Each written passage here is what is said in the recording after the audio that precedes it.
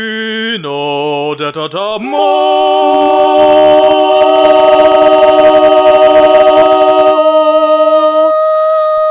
Good morning, fellow Zoomers! It's time to talk about the funny memes while watching a spectrogram of the twerkadoo in the free internets, like a bunch of fucking wankers. It is a special rebellious edition of Sino Detatamo where I ramble about two animes I've watched whose main themes were that of rebellion against the man, or woman, we don't discriminate here, and the oppression of the mundane. Or at least that's what I've gotten out of it, and you have about 5-6 minutes to waste, so let's begin. We start with Listeners, an original 12-episode anime created by Studio Mappa and a lot of names, one of which wrote Cowboy Bebop. It tells us a story of Wreck Echo, a simple boy living in a junkyard and collecting scrap until suddenly he finds what I assume every straight male Zoomer wants to find one day, a living, breathing, naked girl amidst a bunch of scrap. So like any gentleman, he takes her to his house, where she wakes up with no memories and proceeds to beat the shit out of him, and then he names her. Well, at the very least, she has to be thankful her activation button isn't in her vagina. So after naming her Mew, she and he embark on a mecha into the wilderness to witness wonders of a world themed around music and music-related gimmicks.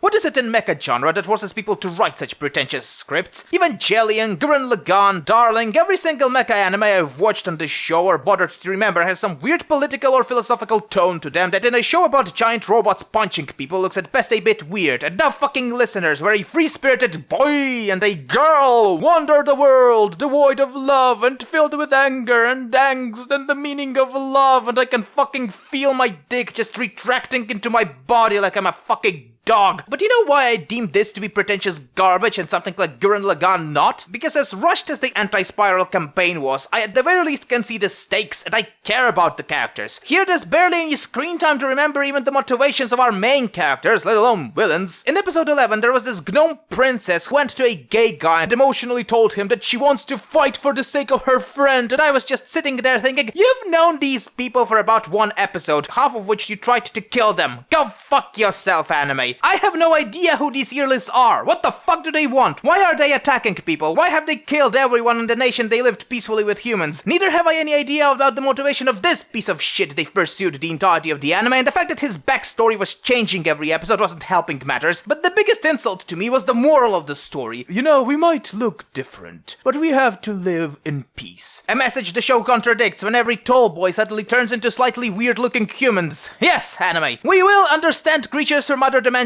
better when they look like humans and not like shoggoths. Truly an inspiring message for everyone in the world. And speaking of shoggoths, Wave Listen to Me is a 12-episode slice-of-life comedy anime directed by Sunrise about Minare Koda, a woman with anger management issues, drinking issues, irresponsibility issues, and issues of not knowing when to shut her fucking gob, living her average life of a restaurant worker until suddenly she gets a side gig, kinda as an amateur radio talk show host. The show is emotionally draining. You know how there's often a character in a shonen anime whose sole contribution to the plot is to be comedy relief, and part of that is that he can't shut the fuck up? Well, imagine that this character would have gotten an entire show for him, surrounded by slightly less irritating characters that also like to monologue. And when these characters get together, the result is usually a fast-paced mess that is hard to follow when you understand Japanese, hard to follow when you read subtitles, and I shudder to think on how difficult it must be to actually voice this. On a purely subjective level, it's as if the show was custom-made specifically to slightly irritate me. I don't like that all characters in this show are assholes. I don't like how the radio cast look like mobsters or serial rapists. I don't like that she looks like a serial rapist. I don't like that they draw these weird shadows on their eyes except when they don't for some reason. I don't like the main heroine who just blabbers on and on and on, making me nauseous trying to actually follow the story. I don't like the comedy of the show either. That's while better than most comedies I've watched, is predictable and stale. And by episode 8 I've just started tuning out of this plane of existence and think about various important life questions everyone thinks, like, can goats hate? Can cats feel betrayed? For how much would I suck a dick of a 70-year-old? And at episode 10, when they've pretty much concluded her arc and all that stuff, after I have realized that there's 2 more episodes for me to sit through, I decided, you know what?